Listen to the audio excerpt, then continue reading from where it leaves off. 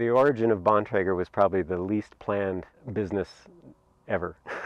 If I explained it to somebody who knew about business, they would just shake their head and say, "You had no business doing that. You know, you should have gone off to work for somebody." Because I'm not a business man and I have no background in that. I just like to design parts, and that was my approach to it. Keith Bontrager. Keith is there to make sure that we don't do something that we shouldn't. Keith is an exceptionally straightforward individual. He doesn't waver, he doesn't make compromises, he won't tell you what you want to hear, and that's immensely valuable for product development. We make sure that it all goes through Keith. Keith has the opportunity to tell us what we're missing, and he does, and you can't pay for that. I mean, he's articulate, he's historically based, he knows what he's talking about. He's the best grim voice you'll ever get. You can't be optimistic in engineering. You have to be brutally honest and skeptical. That's all of science and all of engineering is founded on those principles. Optimism in engineering is a really, really bad combination.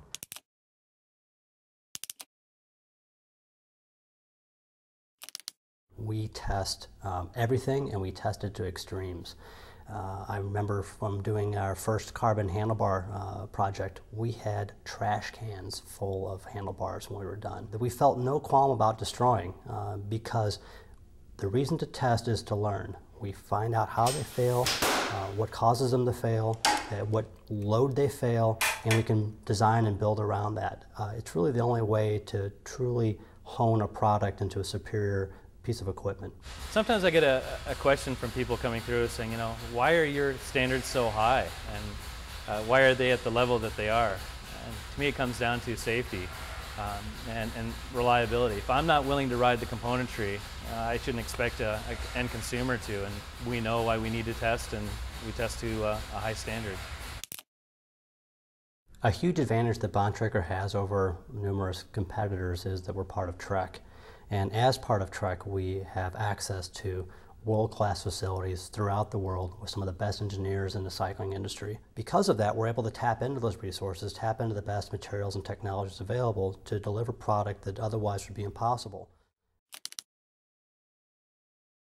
When the team made the switch to any switches that they've made, that they started riding Bontrager wheels, that they've started riding Bontrager bars and stems, and all these components that we've given to them, it's big news for us, because we know, Trek knows how particular they are. People still somehow doubt that we are actually supplying what Discovery and Travis Brown and you know, JHK and the rest of the pro athletes use. We don't rebrand other people's products and say, you know, here's this great part that Discovery rides. They're ours.